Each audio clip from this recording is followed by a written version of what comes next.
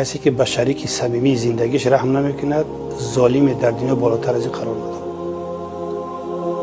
پیامبر اسلام صلی الله علیه و آله میگه که بهترین جوانمرد کسی است که برای همسرش، برای اهل بیتش جوانمرد باشد.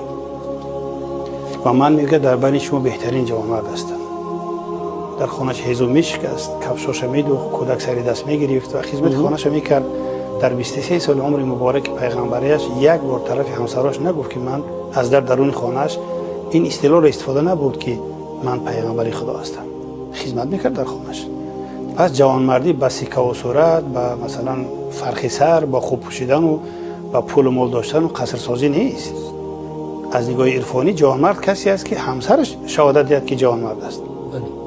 و الا اگر چقدر سیکه و صورت، اگر قارون که باشد، مال و ملک داشته باشد، این حیثیت بیرونی خانه به شرط صاحب خانه که همسر است این راضی نباشد، اصلا جوانمرد نیست.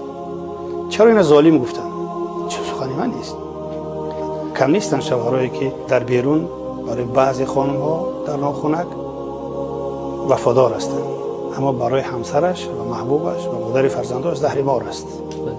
این ظالم مطلق است. باز برمیگردد به عقل. این باید دوست خوبی داشته باشد که هدایتش کند، یا یک همنشینای خوبی داشته باشد که آدم اگر همنشین خوبم داشته باشد بهترین انسان شده میتونه، حتی اگر بدترین انسان باشد. سگ اصحاب کهف روزی چند پی مردم ها گرفته مردم شد. پیسر نوح با بدان نشست، خاندان نبوتش گم شد. پس رفیق خوب میتونه رفیق خوب کند و دوگانه خوب میتونه که یعنی یک سهمی در حیات انسان بگذارد.